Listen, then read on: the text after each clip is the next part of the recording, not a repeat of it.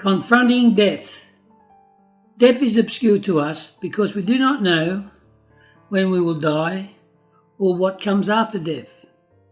But one thing is certain: wherever we are, death can and will find us.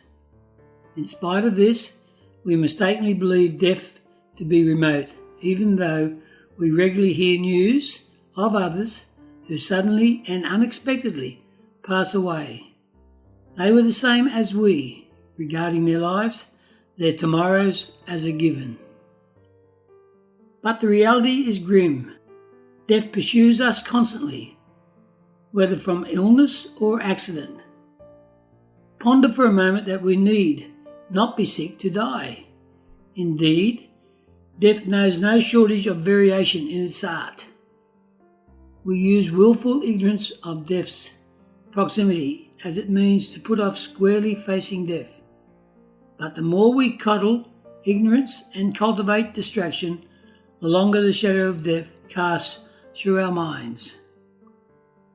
If we wish to throw off death's dominion, we must absolutely reject a stance of avoidance.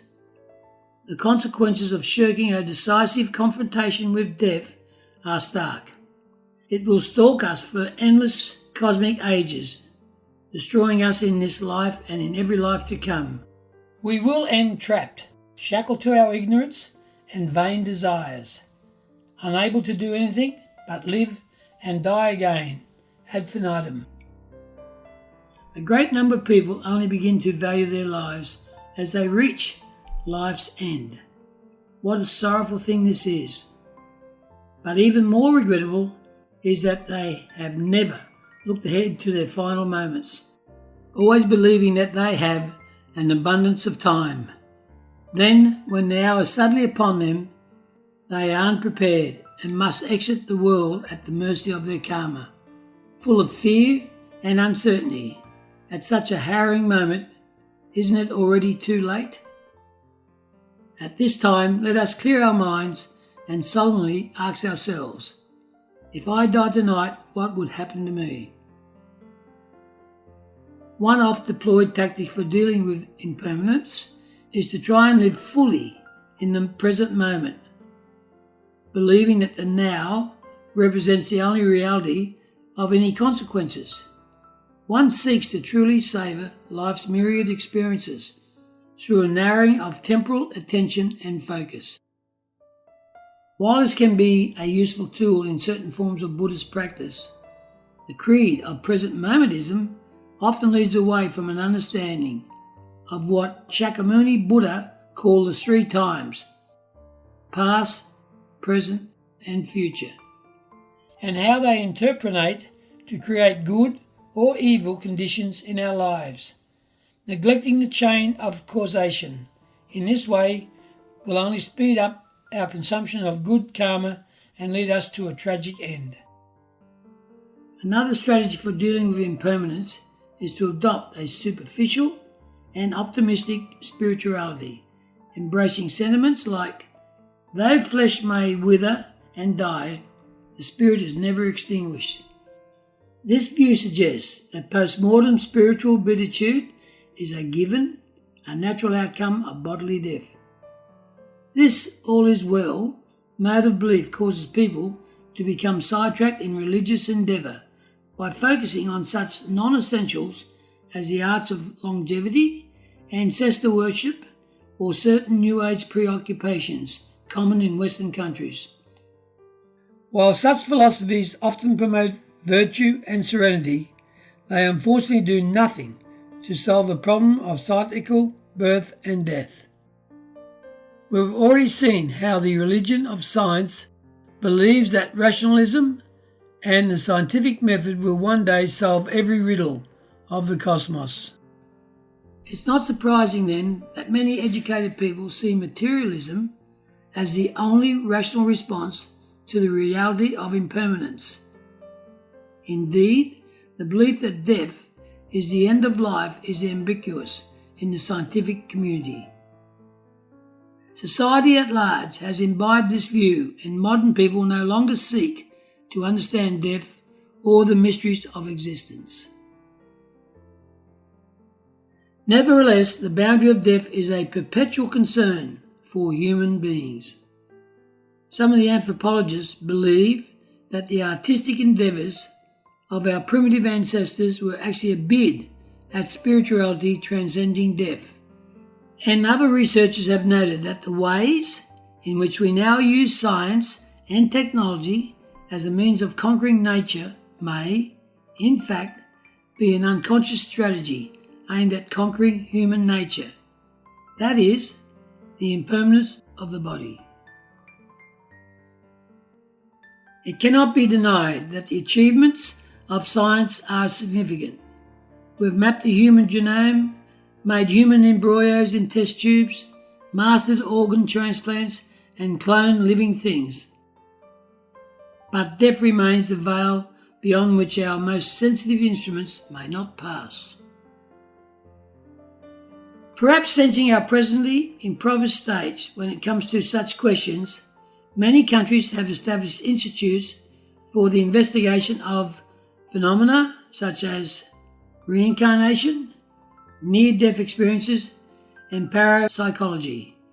The goal of such research, while often formulated in occult scientific jargon, is actually very simple. Scientific evidence of an afterlife may relieve our modern death angst and offer the same transformed life perspective that religion once did. While hard scientific data has not been forthcoming, there is fascinating anecdotal evidence which ironically points us back towards a spiritual understanding of death. Some who have had near-death experiences say that, in their wake of their brush with mortality, their fear of death has radically decreased and has been supplanted by humble acceptance. They also reported a loss of interest in material pursuits, while their engagement with spiritual questions has become more pronounced. For them, death is a natural continuation of life, and they more readily have faith in an afterlife. In due course, we all experience the loss of neighbours or acquaintances, which can easily spark anxiety over the future deaths of our own beloved elders. From this, it naturally follows that we will come to reflect upon the inevitability of our own end and ponder the significance of human life. But even prior to this, there is another way to know the real truth of impermanence. It is to live with awareness. This is the first step in seeking liberation. According to Buddha's wisdom, we can use life to prepare for death. We do not have to wait for the onset of terminal illness to take stock of our lives, nor do we have to wait for the final moment to confront the unknown. Here and now, we begin to seek life's meaning and significance. With a steady heart and calm spirit, we can learn to see every second as an opportunity to prepare for death. In this way, it is possible to confront it directly, to lift its mysterious veil and become familiar with death. At every moment, we can learn to practice awareness of our mortality, just as a Buddhist master once said. Since we do not know where death lies in wait for us, we should lie in wait everywhere for death. Kosi Gotama was the young wife of a wealthy merchant.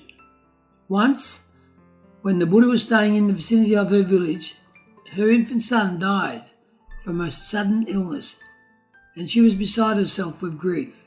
Clutching the tiny corpse in the middle of the road, she asked all whom she encountered if anyone could make her son live again. Most people were shocked and repulsed. Some thought she had gone mad.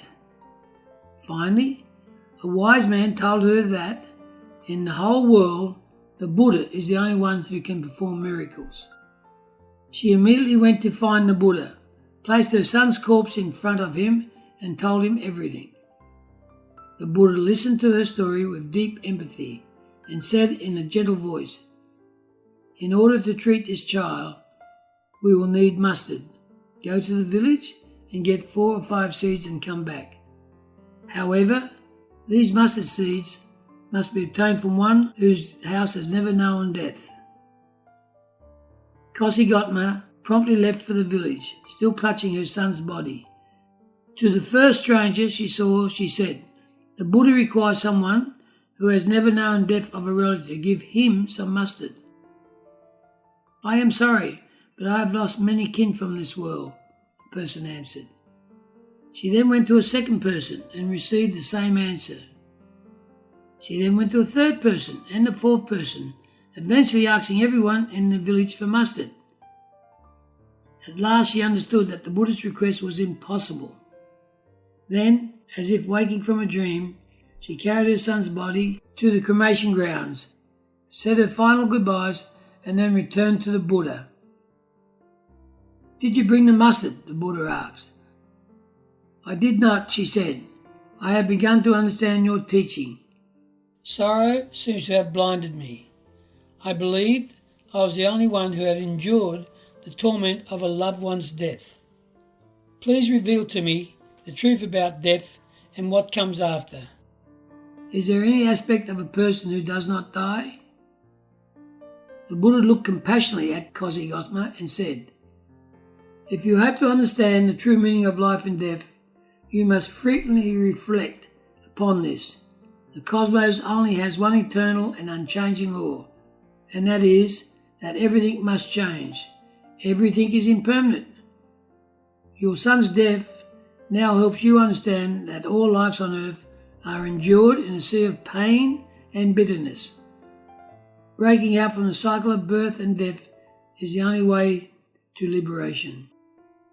Kosigotama bowed at the Buddha's feet and, for the rest of her life, was a devoted follower.